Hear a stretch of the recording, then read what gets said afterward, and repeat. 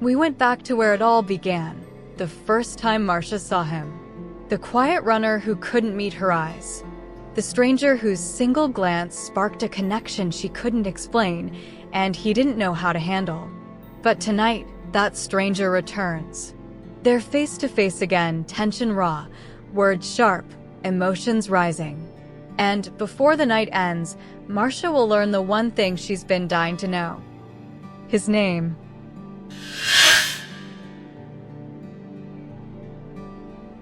As soon as he sees Marcia, he turns in the direction June indicated and walks toward the wine table.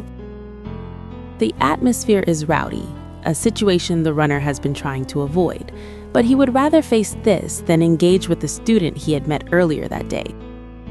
Surprised, Marcia stops, watching him walk away.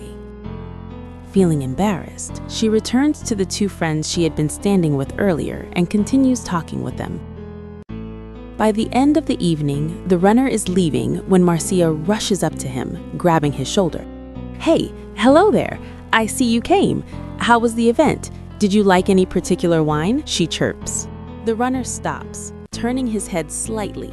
Must you lay your hands on me when you speak? Marcia nervously withdraws her hand. Her head hanging low, she apologizes to him. "Oh, I'm sorry. I didn't mean to do that again." She replies nervously, looking around, checking that no one is witnessing this scene. The runner glances at Marcia and then quickly looks away, fixing his eyes just above Marcia's left shoulder. Do you also always apologize every time? Are apologies the only words you know how to speak? He retorts, his eyes still averted. Marcia, surprised and somewhat more than a little annoyed at this response, fixes her gaze on the runner and says, "Well, I don't know, maybe. What about you? Is all you know how to do is look away from someone when speaking?" She holds her breath, surprised at the shortness of her tone, but staring directly at him, her mind racing. Has he stopped breathing? It seems something is going on in his mind.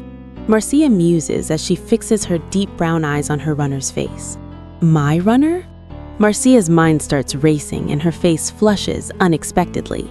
As 100 things go on in Marcia's head, the runner slowly turns his gaze toward her and his eyes come to rest on her now flushed face. No, I can look at people when I speak to them. Marcia, straightening her shoulders a bit, retorts, "Well, that's good to know. Do you have a name as well?" The runner's mouth twitches slightly, hinting at a suppressed smile.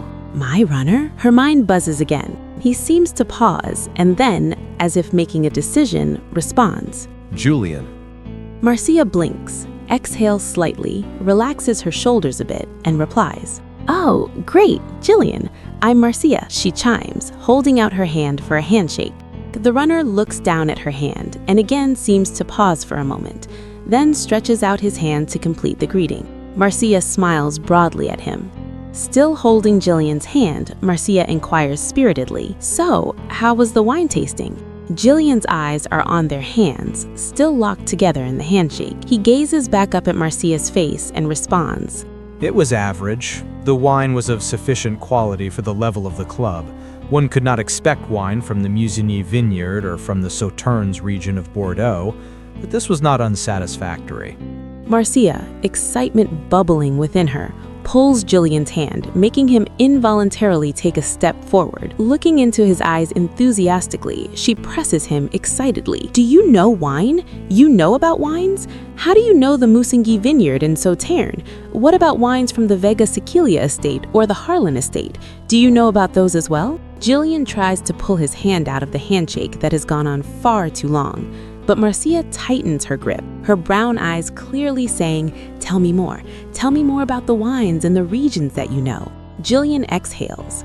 He places a palm over Marcia's two hands, applying pressure and pulling away from her grip. "Oh, I'm sorry about that. I overdid it again. I'm so sorry." Marcia steps back nervously. Jillian exhales, shaking his head. He replies, his voice flat. Sorry again. Sorry, no, that's not what I meant. What I'm trying to say is I love wines, probably a bit too much, And you seem to know about it, and I think it would be good for us to have some conversations about this, and maybe you could even join the club. Marcia responds hurriedly, an embarrassed expression on her face. Jillian turns to leave, standing sideways to her. He remarks dismissively, I don't join clubs. It's not something I'm interested in. As he turns away again, Marcia grabs his arm, and Jillian stares her right in the face, exasperation clouding his features. But this time, Marcia tightens her grip and takes a step forward. Is it clubs that you don't join, or is it people you have a problem with? Jillian lifts his chin slightly, staring into her eyes. This time, Marcia is the one to look away, her gaze drifting down to the space between his nose and chin. She glances at his lips and quickly blurs her vision by looking at the space just before this part of Julian's face, but she does not let go of his arm. After what seems like forever, Jillian responds, I won't join the club, but if it's about wine and where it's grown, I can talk about that.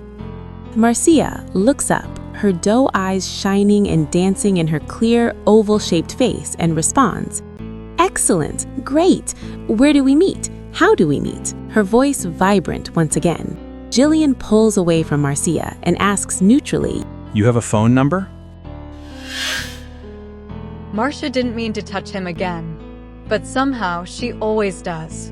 And Julian didn't mean to stay in the conversation, but somehow he can't walk away. A long handshake, a spark neither of them understands. But this night is just the beginning. Episode 5 takes us 2 years forward, moving us closer to the moment when everything changed. This is Magenta Rose Confessions, where love, lies, and loss intertwine. Stay a while. There are more shadows to uncover.